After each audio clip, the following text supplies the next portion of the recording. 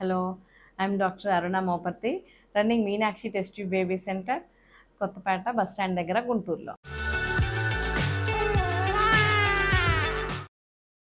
Meenakshi Test Tube Baby Center is a place where we speak and treat anything and everything about women.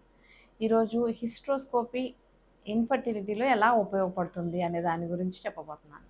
Hysteroscopy అంటే pregnant కోసం మెయిన్గా గర్భసంచి లోపల భాగం ఎలా ఉంటుంది అనేది చాలా చాలా ఇంపార్టెంట్. హిస్ట్రోస్కోపీ ఆపరేషన్ ఎలా చేస్తామంటే గర్భసంచి ముఖద్వారంలో నుంచి స్మాల్ చాలా చిన్నది ఒక 5 mm సైజు స్కోప్ని లోపలికి పాస్ చేస్తే గర్భసంచి లోపల భాగం ఎలా ఉంది అనేది మన కళ్ళకు కనపడుతుంది. మన స్కానింగ్లో చూస్తే ఇండైరెక్ట్గా కొంచెం తెలుస్తుంది, కానీ డైరెక్ట్గా మన కళ్ళకి స్కోప్ లోపల గర్భసంచి లోపల పెట్టడం వల్ల మానిటర్లో టీవీలో మనకి గర్భసంచి లోపల భాగం ఎలా ఉంది, దాంట్లో ఏమైనా ప్రాబ్లమ్స్ డిఫెక్ట్స్ ఉన్నాయా, ఎందుకు ప్రెగ్నెన్సీ రావట్లేదు అనేది తెలుస్తుంది. ఈస్ట్రోస్కోపీ మెయిన్గా ఎవరికి చేస్తామంటే ఎప్పుడు రిపీటెడ్గా మళ్ళీ అబార్షన్స్ అవుతున్నాయి అంటే వాళ్ళకి ఏమైనా లోపల చిన్న పొరలాగా సెప్టమ్ ఏమన్నా ఉందా అనేది చూసుకోవడం కోసం చేస్తాము. కొంతమంది రికరెంట్ ఇంప్లాంటేషన్ ఐవీఎఫ్ వాళ్ళకి ఎన్నిసార్లు ఎంబ్రియోస్ పెట్టినా ఇంప్లాంట్ అవ్వట్లేదు అంటే ఏమైనా ప్రాబ్లం ఉందా, పాలిప్స్ ఏమన్నా ఉన్నాయా అని తెలుసుకోవడం కోసం చేస్తాము.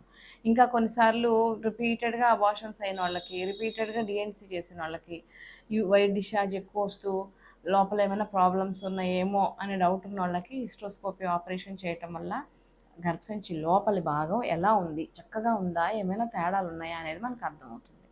సో హిస్ట్రోస్కోపీ ఎలా చేస్తామంటే పేషెంట్ ఆ రోజు మార్నింగ్ ఫాస్టింగ్ తోటి ఏం తాగకుండా తినకుండా వస్తే అనస్థీషియా కొంచెం మత్తిస్తాం అనమాట. చేతికి సూదితోటే ఫుల్ అనస్థీషియానో నడుముకి అనస్థీషియానో ఇచ్చి మళ్ళీ ఇబ్బంది పెట్టే అనస్థీషియా అంత అవసరం ఉండదు దీనికి.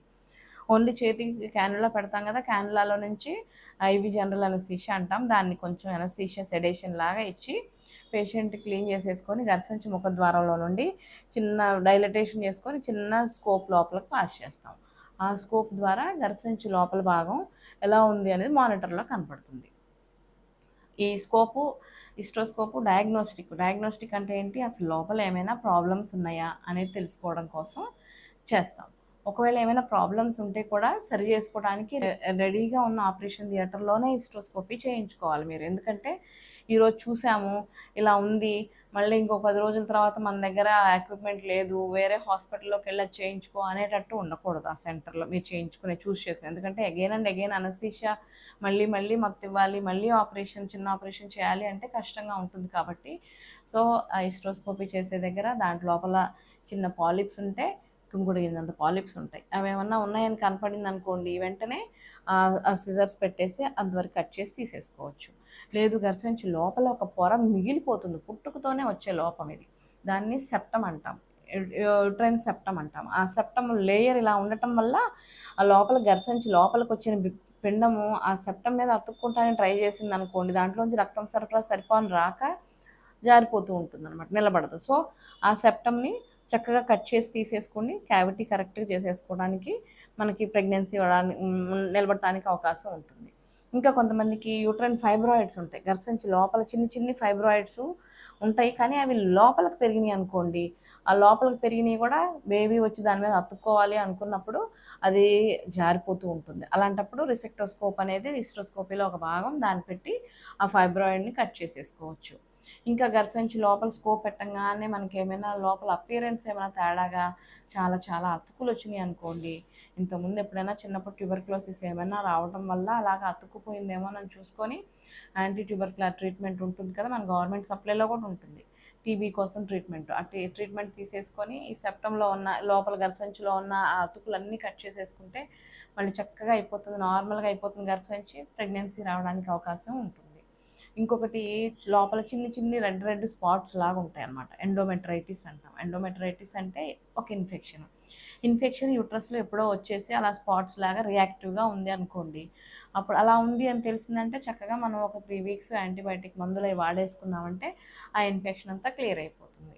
సో ఈ మెయిన్గా హిస్ట్రోస్కోపీలో మనం చూసి సరి చేయాల్సింది. గర్భసంచి లోపల కరెక్ట్గా ఉంటేనే అన్ని ఫ్యాక్టర్స్ బాగున్నా కూడా గర్భసంచి లోపల ఏమైనా డిఫెక్ట్ ఉంటే మనం తయారు చేసిన ఐవీఎఫ్లో ఎంబ్రియో కానీ న్యాచురల్గా ప్రెగ్నెన్సీ ఐయుఐ చేసినప్పుడు వచ్చిన ఎంబ్రియో కానీ న్యాచురల్గా అయినా కూడా అది ఇంప్లాంట్ అవ్వాలి అంటే గర్భసంచి దానికి బెడ్ చక్కగా ఉండాలి. బేబీకి బెడ్ చక్కగా ఉంటే అది చక్కగా పెరిగి పెద్దదవుతుంది. సో ఇప్పుడు నేను చెప్పిన ఈ చిన్న చిన్న లోపాలు ఏమన్నా పాలిప్స్ ఉన్నా, సెప్టమ్ ఉన్నా, ఉన్నా, ట్యూబుల్ బ్లాక్ అయిపోయినాయి అనుకోండి, క్యాన్యులేషన్ అని కూడా చేస్తాం హిస్ట్రోస్కోపీ ద్వారా. గర్భసంచి అటువైపు ఇటువైపు రెండు వైపులు ట్యూబులు రెండు బ్లాక్ అయిపోతే ఈ చిన్న పాస్ చేసి చిన్న ట్యూబ్ లాంటిది ఉంటుంది, సన్నగా మన హెయిర్ అంతా సన్నగా ఉంటుంది.